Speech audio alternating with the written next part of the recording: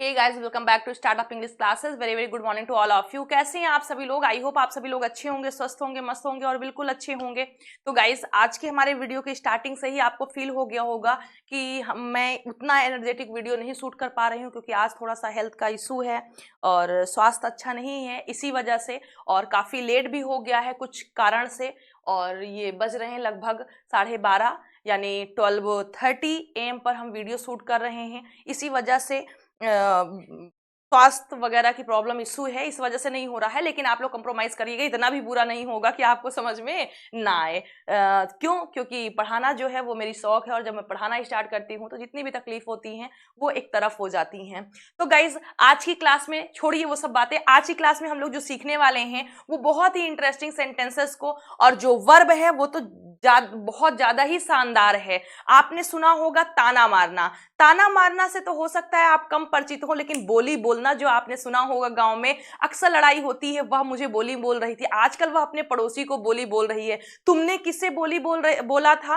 यानी बोली बोलना, यानी किसी से लड़ाई रहती है, हम उसे डायरेक्ट ना बोल पाए तो किसी दूसरे से, जब वो रास्ते से गुजरे कुछ ऐसा हो तो हम उसको सुनाए उसको, लेकिन बोल किसी और से रहे हो, तो उसे कहते हैं। क्योंकि हम एक गांव से बिलोंग करते हैं तो मुझे अच्छी तरीके से पता है, आए दिन लड़ाई होती रहती है, मुझे सुनाती है, मुझे बोली बोलती है, मुझे ताना मारती है। तो आज हम सीखने जा रहे हैं कि ताना मारने के लिए इंग्लिश में हम कौन सी वर्ब यूज करते हैं, या इसकी हेल्प से जो सेंटेंसेस बने हैं, जैसे हमने 5 और 6 सेंटेंसेस लिया हुआ है, इन्हें हम इंग्लिश में कैसे ट्रांसलेट करेंगे, तो आज हम यही सीखने वाले हैं। तो देखिए, जो सेंटेंसेस हैं वो काफी शानदार हैं। एज रिया की सास उसे ताना मारती है, क्या तुम्हारा भाई तुम्हें ताना मारता है? तो गाइज, इन सेंटेंसेस को इंग्लिश में कैसे ट्रांसलेट करते हैं, तो आइए हम वीडियो को स्टार्ट करते हैं और हम देखते हैं कि हमारी आज की वर्ब क्या है ताना मारने के लिए।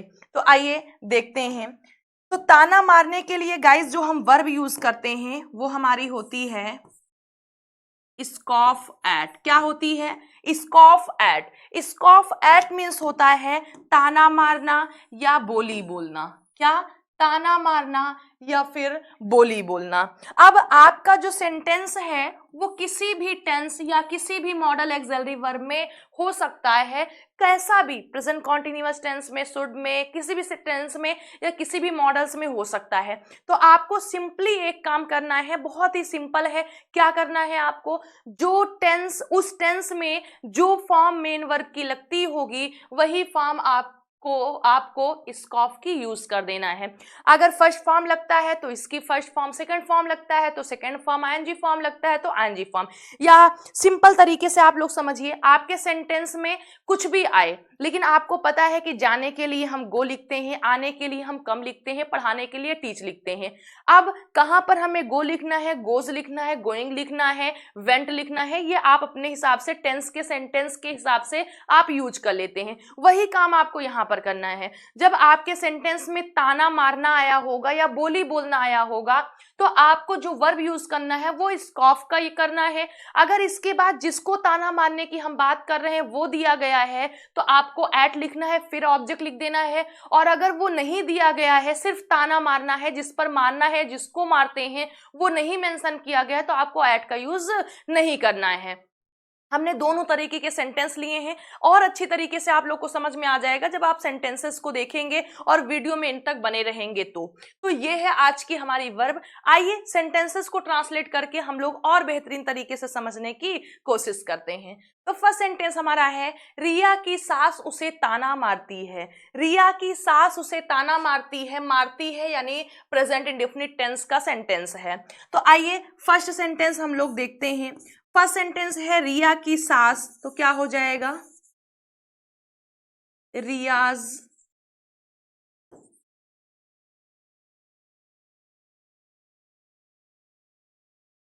Mother in law, present indefinite tense, scoffs at हर।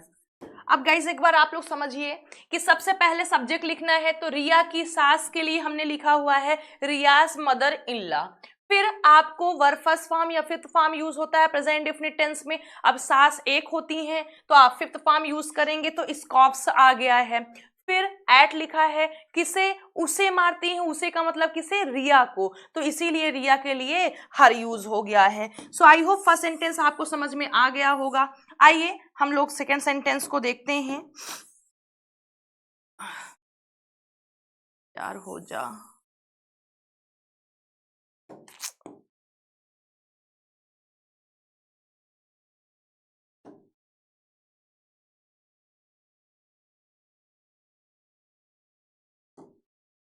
तो ये आपका फर्स्ट सेंटेंस है। आइए सेकेंड सेंटेंस को हम लोग देखते हैं। सेकेंड सेंटेंस हमारा कह रहा है, क्या तुम्हारा भाई तुम्हें ताना मारता है, क्या तुम्हारा भाई तुम्हें ताना मारता है। तो ये सेंटेंस कैसा है, ये प्रेजेंट इंडेफिनिट का ही है और फर्स्ट टाइप इंट्रोगेटिव है, क्योंकि देखिए क्वेश्चन पूछा जा रहा है क्या तुम्हारा भाई, तो हम क्या लिखेंगे, does your brother, does your brother scoff at you.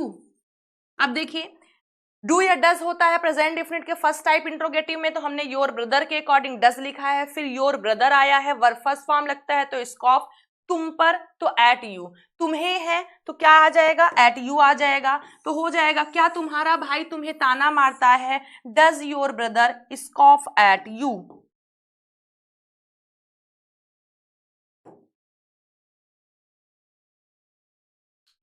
ये डेली यही होता है।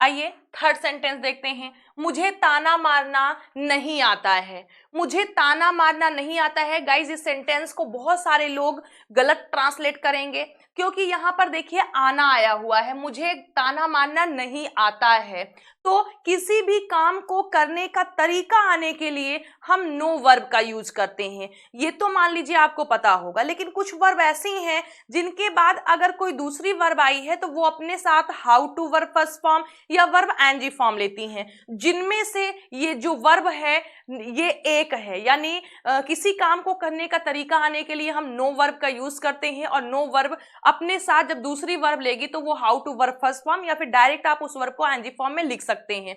तो ये प्रेजेंट इंडेफिनिट का सेंटेंस है, मुझे ताना मारना नहीं आता है, तो आप क्या लिखेंगे, मुझे ताना मारना नहीं आता है, आई, नहीं आता है don't, I don't no.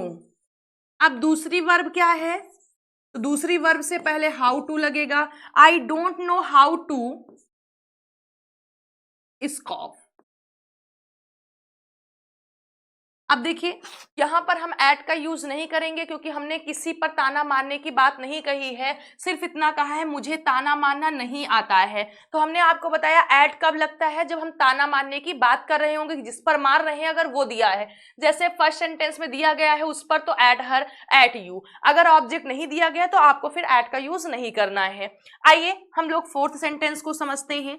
Fourth sentence हमारा कह रहा है, हमें किसी को भी ताना नहीं मारना चाहिए। तो ये सेंटेंस हमारा शुड का है और शुड का निगेटिव सेंटेंस है, तो हमें वी नहीं मानना चाहिए, we should not, we should not